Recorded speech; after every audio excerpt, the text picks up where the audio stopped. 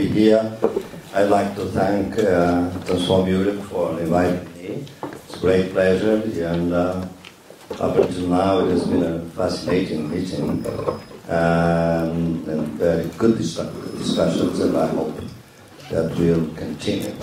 And we are at a difficult time in Europe, in the world, I'd say, but you know, particularly in Southern Europe. I come from Portugal, and in fact, it's interesting, as a sociologist, I started my work.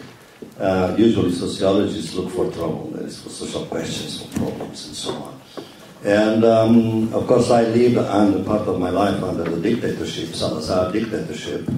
I did my degree in the United States, and then we started, in fact, I founded the School of Economics. Can we imagine that sociology could not exist in Portugal during the dictatorship? Because Salazar thought that sociology was the same thing as socialism. And therefore, all of us that wanted to take the degree had to go abroad, to France, to the UK, to the United States, and so on. So I'm the member number 3 of the Portuguese Sociological Association, so you can imagine how late we started the social sciences, even though we had, of course, a large experience come from other countries. And I did my field work in Brazil.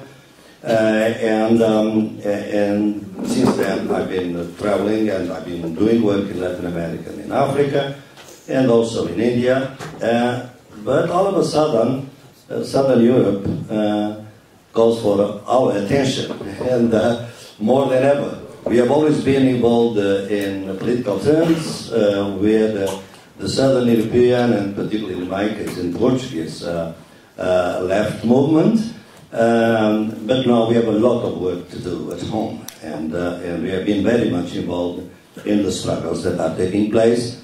And in my case particularly, I'm very much associated with Podemos in Spain, and we are working together. And probably my talk has to do with this experience. I think that it probably has been very profitable that we had all these experiences outside Europe, because we became more cosmopolitan, and we came to know other realities, very different realities from the European ones. And therefore we are in a better position now to evaluate what situation we are in now. And I think that the Southern Europe, not just Portugal, but also Spain and Greece, they are a very good decodifier of the problems that we are facing in Europe and probably in the world at large. I think the first one, the decodifying what? The dilemmas that we are facing on the left and progressive politics in general. The first one is that a contradiction between the short term and the long term. We live that contradiction every day. Because these countries that have been intervened by, you know, the IMF, the World Bank, and the European Union, which is now a kind of a neoliberal coast over Europe, we have been intervened in a sense. These countries became all of a sudden a protectorate. They're the protectorate of the European Union, but in fact of Germany, in a sense, right? And people feel precisely this situation. And therefore, we have to look very closely to the short term. Changing politics, structuring the debt. And therefore, the crisis have a very definitive, a very important impact on our struggles. It narrowed the topics that we should be involved in. Because we are so concerned with solving the immediate consequences of the crisis that we don't have much time for broader issues. And in fact, this is general in Europe. Remember that until 2009, we had in Europe probably the most interesting and the strongest ecological movement in the world. All of a sudden, we don't talk much about ecology in Europe anymore. I see the left and the right talking about growth. The kind of growth that you were saying before, that this growth would be a disaster by 2015 because of the irreversibility of the global warming. And we don't even put adjectives to the growth. We just say growth. And so this seems to be a problem for us, because the short run is so demanding that we are not allowed to think in long terms. But the more we see the crisis in Southern Europe, the more evident it becomes that we have a long-term problem, a civilizatory problem, a problem of social transformation beyond capitalism and eventually beyond any other form of social transformation that we thought before. So in a sense, we live these dilemmas at this point in which becomes very difficult for us to organize even political life on the left. For instance, this is not just in Southern Europe, but in Southern Europe is particularly strong, this feeling that it is as difficult to imagine the end of capitalism as it is difficult to imagine that we'll have no end, ever. They should say, we don't see the end of capitalism. Probably before we saw it, we don't see it anymore. But it's as difficult as to imagine, as a sociologist or any political activist, that socialism will have no end, because anything in history has a beginning and an end. So capitalism will have an end. Can we see it? Moreover, we are in a situation in which, in order to think about the long term, we have to be both post-capitalist and post-socialist, without ever having been socialists. And we saw this morning, even our debate is that. We have to go beyond this. So we can see that the type of questions that we have at this time are new, and we need more political imagination to confront them. And I think that this political imagination is not is a very scarce resource in the European left, and that's why I think that it is important for us to learn from other experiences in other continents, and see that after all, we are seeing in Southern Europe some of the perversities of this model. The first one is that, after all, we have been in a European Union that supposedly would go in a direction of gradual convergence. The idea is that the different countries are converged in political, economic, social terms. We are precisely on the opposite. We are at the moment in which there is a dynamics of divergence. So this is perverse. The European Union was created for one thing, is producing a different thing. Secondly, the European Union was created to bring all this European community as a kind of a community of citizens that would feel equal in Europe. All of a sudden, the crisis come, and the very old and long-standing colonial prejudices of Northern Europe against Southern Europe emerge immediately. Can you imagine that in the 17th century, the missionaries that would come from the North Seas, from the Baltic Seas, from Germany, were the missionaries that would visit the monasteries in Portugal or in Spain, they would say about the Portuguese and the Spanish what the Portuguese and the Spanish were saying about indigenous people in Latin America or in Africa. They were lazy, they were lascivious, they were not very hygienic. Everything that it was said about the savages was said about Southern Europe at that time. And sometimes I think when I look at Der Spiegel, another, I'm not talking about the conservatives, I'm talking about more progressive. In Germany, I saw all kinds of colonial prejudices that exist between the north and the south of Europe. It's not just a class issue, it's not a capitalist issue, it's also an internal colonialist issue. The Irish people know that very well, because they were the first modern colony, of course. But we were not. We were centers of empire, the Portuguese and the Spaniards. So it is really interesting to see this diversity. The second perversity is that Southern Europe is helping us to probably to show something that is quite novel. Is that underdevelopment is not a starting point, it's a point of arrival. All our theories of development is that you go from underdeveloped to development. So the original state is underdevelopment. We know the traps of that word and we know how it was created. Could not have been created by a sociologist from Bangladesh or from Ghana, because only 6 countries were developed at the time when the concept was developed. The rest of the countries were in the wrong side of history. But it was developed and it became very, very conventional. But all of a sudden, we come to see that Portugal and Greece and Spain are in a process of underdevelopment. From development to underdevelopment. If you look at the pensions, the welfare state, health, education, you see the erosion going on. So you can see also these, that's why I think they are good decodifiers, because we think in the linear time conception of time that we have, that things are irreversible, and they are not. So they are in fact reversible. And that's why this puts a task for all the people on the left, in fact, for all the Democrats. So the situation, this is the second part of my talk, is that it allows us to see that since the fall of the Berlin Wall, in fact, there is no development idea. Development is an inertial. What is there is growth, economic growth, and nothing else. That's why all the adjectives that we have added to the concept of development have not worked. Sustainable development, human development, integral development, democratic development, you name it. But all of them are based on infinite growth. And therefore it's impossible to work an alternative on that basis.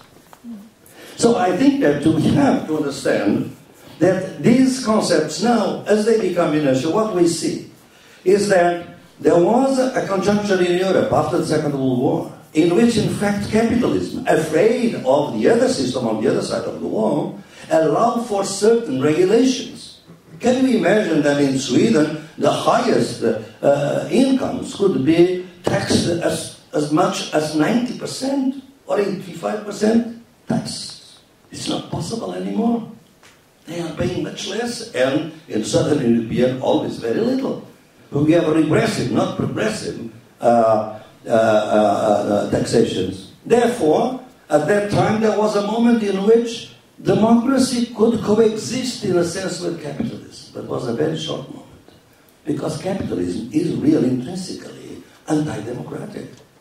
And now what we see is that democracy is being hollowed out.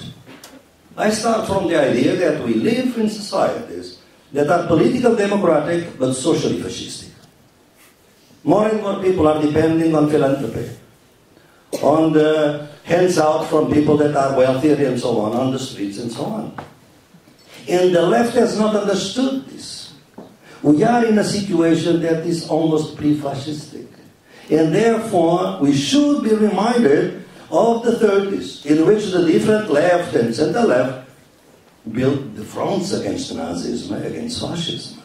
But we still go on discussing our differences in such drastic forms of polarization that the right goes on eating up our fill, dividing us, and therefore continue taking over the hollowing out of democracy. So I think that this is a situation in which the vulnerability shows that probably we need political imagination, also sociological imagination, to see that we are in fact with the hollowing out of democracy in what I call a global civil war of low intensity. People is not being killed on the streets of Baghdad or Damascus, is being killed in the third and fifth floor of the apartments, elderly people with no elevator that die and they stay there, sometimes dead for time. The emergency rooms of the hospitals are becoming cemeteries in Southern Europe, because the health system is being eroded. So is an economy that kills. Well, Pope Francis mentioned that, but I'm not Catholic, but I have nothing against these words, so that's very much the case. So we see this death economics growing among us. And we still think that are the others. But one day, as Brecht said, one day it will be at our home. And I think that the left should really wake up for this situation in which we are now. So, under these conditions, it is very important that we take a look about the experiences in the world. Because the world, particularly in the first decade of the millennium, in some countries, and I would say Latin America, there were some very interesting innovations that took place. Many of you may know that I've been, in the World Social Forum, very active from the very beginning, founding many of the issues in 2001, and I've been, present at all World Social Forums up until now, and in 2 weeks' time we'll be in Tunis. Of course, there is a crisis in the World Social Forum, I'm not going into that, but it shows that the World Social Forum was not the only thing that was happening in that continent. There were other progressive governments that came into power, very much, many of them, on the basis of huge popular movements. Be they in Brazil, be they in Venezuela, be they in Venezuela, not so much, but in Ecuador, in Bolivia, and so on, and even Argentina. So, and there was very interesting innovations that were created at that level, and we paid a lot of attention to these innovations, and I think that the reason why I think that we have to learn from the South is that the anti-imperial South, because of course there is a South that is very much like the North. I mean, the elites in the North, in the South, are very much alike the elites in the North. I mean, the elites today that in Brazil are trying to bring down President Dilma 1 month after being inaugurated, calling for impeachment on March 15, that they are doing. Well, these people, of course, they are not part of the South in the anti-imperial notion, conception of the South, as I bring it here. So there are, of course, many, and there have been many innovations on the South that I think we should pay attention to. And I divide them very briefly using Gramsci's concept, the distinction between the war of position and the war of movement. As you know, it's an old distinction, but sometimes all distinctions are very good. The war of position is a strategy that calls for the struggle for hegemony in the civil society. And you have to change the hegemony, the way people think, the way people organize, and the way they look at the future society. And the war of movement is, of course, the war to take over the state. And Gramsci, in fact, said that the Western societies were societies for the war of position, and the Eastern societies, Russia was his case, were the societies for the war of movement. Well, I think that we are at a stage in which we need both. And in a sense, the war of position may be enlightened. That is to say, the struggle for hegemony may be enlightened by the situations that we have found in the South, in the global South, in these experiences I mentioned to you. Let's see some of them. The first one is the idea that in many of these societies, and I'm going to distinguish between struggles, between practices and institutions. Because the struggles were very important for us in the sense of developing new forms of political agency, bringing together movements and parties. It is a new entity, and in fact it is true to say that Podemos in Spain, in fact, got inspired by these articulations between social movements and parties of a different type, which were characterized by a very simple idea: bring into politics the people that you have considered on the left as depoliticized. Because all people can be politicized. They have been depoliticized because they don't like this politics. But probably another politics will be able to politicize them. That's what Podemos did, and in fact with great success. So the idea of struggles is really very important. But important were the practices that came out as a form of protagonism, sometimes also institutional. For instance, take the two most brilliant constitutions of the continent, the Equatorial 2008 and Bolivian 2009. First of all, the idea of economic plurality. We should not have a model of the economy. We may have capitalist economy with non-capitalist economies. And we should struggle for the equal protection, probably in a transition period, between capitalist economies and non-capitalist economies. This is almost anathema to us. We don't see the coexistence, the co-presence even. But these societies, in fact, could theorize, and in practice they have been theorizing, forms of co-presence of capitalism and non-capitalist struggles and forms of economy. We have usually a distinction between public and private property. The constitution in Bolivia calls for 5 kinds of property: cooperative, associational, communal, public, common, and so on, and private. So a greater plurality of existence at the economic and at the cultural level. That's why the states are called plurinational. So you can be both an Aymara and a Bolivian. You can be both a Quechua and an Equatorian. As now in New Zealand, you can be a Maori, you can be a New Zealand at the same time. And your ID even have two nations. One is the civic nation, the other is the ethno-cultural nation. This idea of plurality is very strange to European thinking. We really are monocultural, and it is very hard for us to think outside of monoculturality, because there is an heritage of colonialism. And in fact, I'm running now a very large project, European project, in which the two basic ideas are completely preposterous. I don't even know why they funded me to do this. And this is being taped. It's because by saying that after 5th century, Europe has nothing to teach to the world.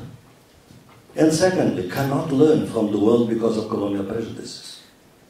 Because we think that they are more advanced. Why should I learn from the Bolivians or the Equatorians? We are more developed.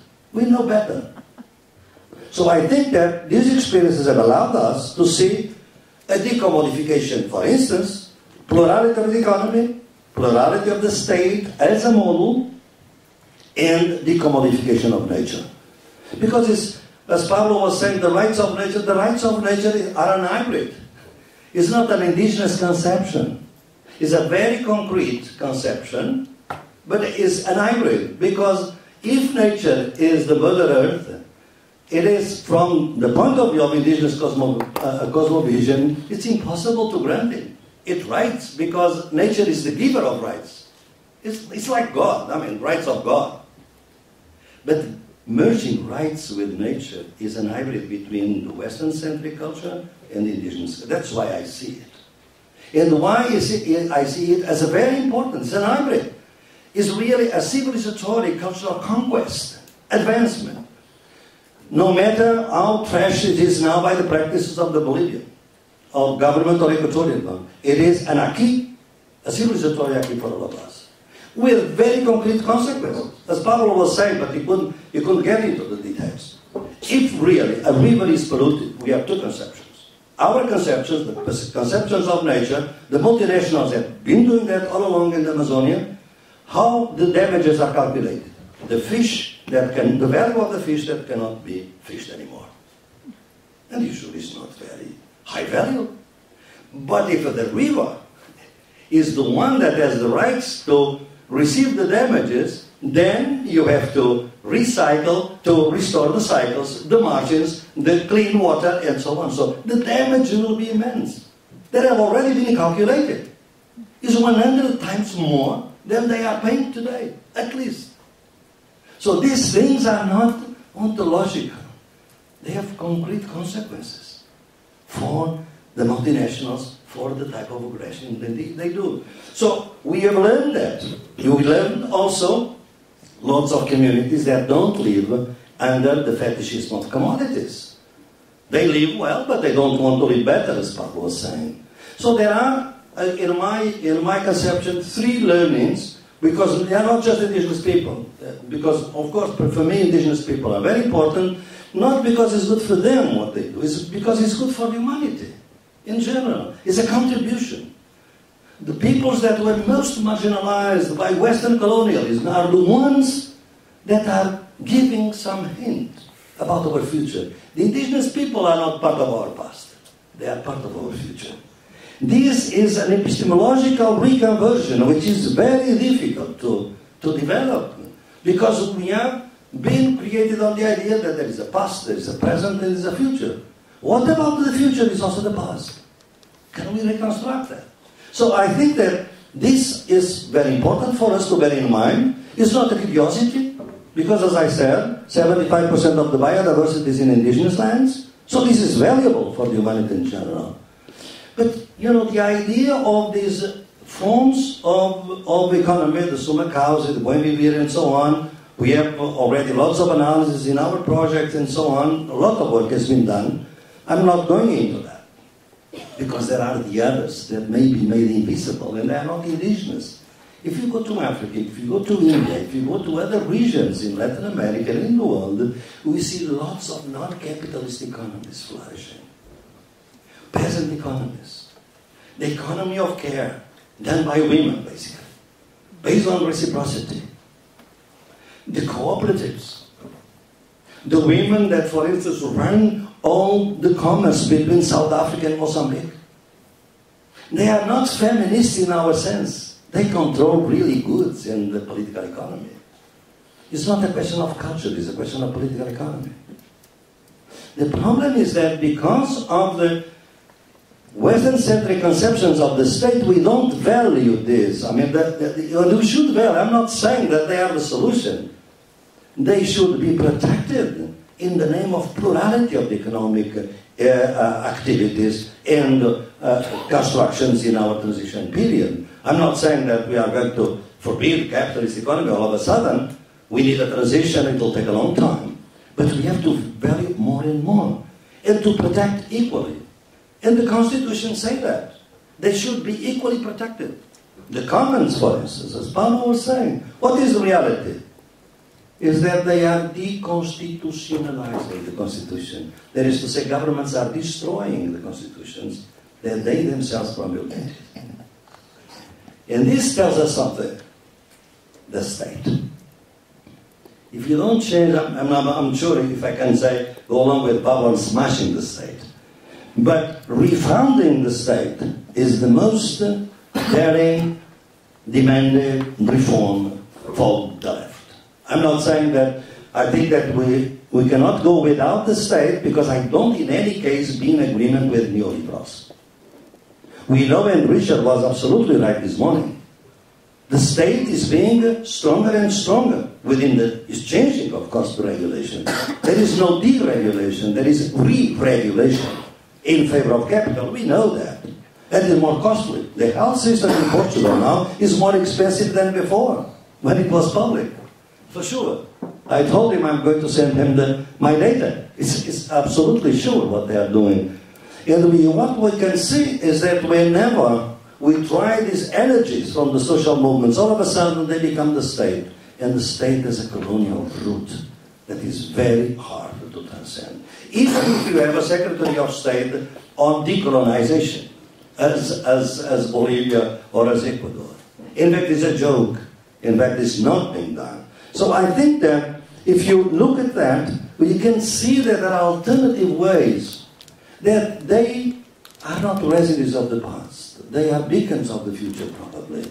And the reason why they are beacons of the future is the new alliances that are possible. That's why I'm very much in favor of new alliances and political imagination.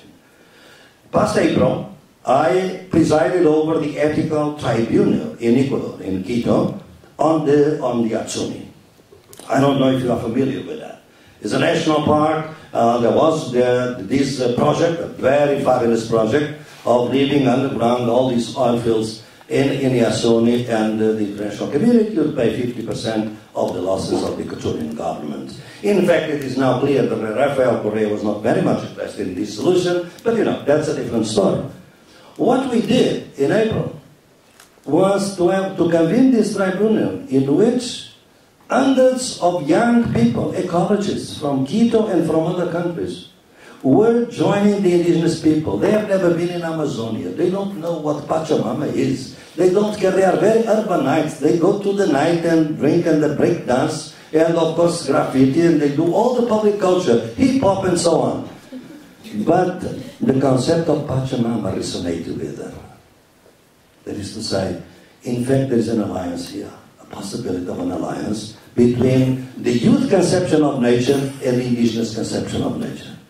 Probably if you go deeper in the analysis, you will find some conflicts there. But the fact is that the alliance was there.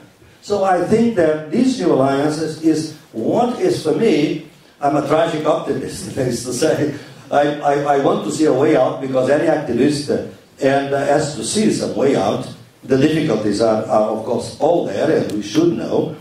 But the reason why I see that we see beacons of the future, they are piecemeal. It's not revolution. They are probably revolutionary reforms, but they are not revolution. Is that more and more, if you go around the world, and here in Europe, you'll see what I've been calling the liberated zones of capitalism. More and more people, young people, they live in communes. They try, for instance, in many countries, they even have possibilities of growing their own vegetables. They build their own communities. They build their own local currencies. You say, well, this is nothing. This is at least a prefigurative idea of the future, in a sense, or one possible future, because there is no future. There's only present. But we can think about the different futures, and these liberated zones are education. Because the problem of neoliberalism is that it has colonized our minds so much that we cannot think of an alternative. Beyond competition, beyond entrepreneurship, beyond the antisocial subject. We cannot. We have retrogressed from the liberal theory, because liberal theory, against all the other theories, put the individual first and community second. Neoliberalism put individual first, individual second, and individual third. And the community is a market, basically. So it is so difficult to think of an alternative. And this I know where I am. I know that there are lots of labor leaders here and people that are in labor. Now I know this is contentious, and I'd like to have a dialogue on this. Because I think that we have to start in an amicable way, convivial way, try to discuss our differences. Because in Europe, these experiences, in my view, are telling us some of the reasons why we should move forward in which directions, which is not just one direction, it's a plurality of directions. But probably there's some sense of going beyond post-capitalist futures. When I discuss with labor leaders, the transatlantic investment and commerce partnership is a good thing because it's going to bring jobs. We have a problem now. And it's a serious problem because I'm a working class kid. I know I was the first working class kid at the University of Coimbra, at the School of Law, my first degree. So I know what it costs for the working class kids to think about, non-jobs and all these things, middle class and so on. But what we are up to is to destroy any possibility or even of a capitalism with a human face. Because we are going to swallow all the GMOs. We are going to swallow all the poisonous meat that in fact I avoid. I spend 4 months of my life every year in the United States, in Madison, Wisconsin. Of course I can avoid. I go to my cooperative, organic food and so on, because I can afford it. But most people in Europe won't be. The ecological movement will disappear because it can be converted into an obstacle to trade. If we boycott certain products. So, can we be against our workers because they want jobs, because there's unemployment? I mean, it's 29% in Spain, 14% in Portugal. I don't know the figures now in Greece, but it's all very high. And for the youth, it's even higher. That's why Pablo was so right when he said we need jobs, but what kinds of jobs?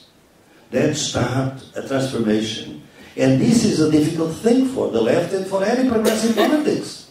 Because we cannot afford to think about the long term. Because neoliberalism wants a permanent crisis. In a permanent crisis, you don't look or think beyond your eyes. That's what they want. They want us to be zombies of, markets, supermarkets, and so on, shopping centers, zombies. That's what they want. And we in academic life, sometimes we are also part of it. And in political life, sometimes we go with the old recipes for new problems. So I think that I conclude here. I think that this has been very useful because we have to build coalitions. I'm absolutely sure, and between North and South Europe, they are absolutely decisive. And with South Europe, also the other countries, because what I said about Latin America in the first decade is about to be dismantled. American imperialism was distracted in the Middle East in the first decade. It came back. Start with Honduras coup. Then Paraguay. Then the military base to compensate for Manta. Now this stabilization in Venezuela and in Argentina. Probably already in Brazil. They hate these leaders, all these possibilities of social redistribution. They didn't change the model of development, but they did something that is enactment both there and here. Social redistribution, social solidarity. And for that, they have to be destroyed. And therefore, I think they need again our solidarity, but now on an equal basis. We have learned from them. We have to help them as they should be helping us. And we could help each other in a more cosmopolitan way, which I call subaltern cosmopolitanism, which is the alternative to the imperial cosmopolitanism of the multinational corporations. Thank you.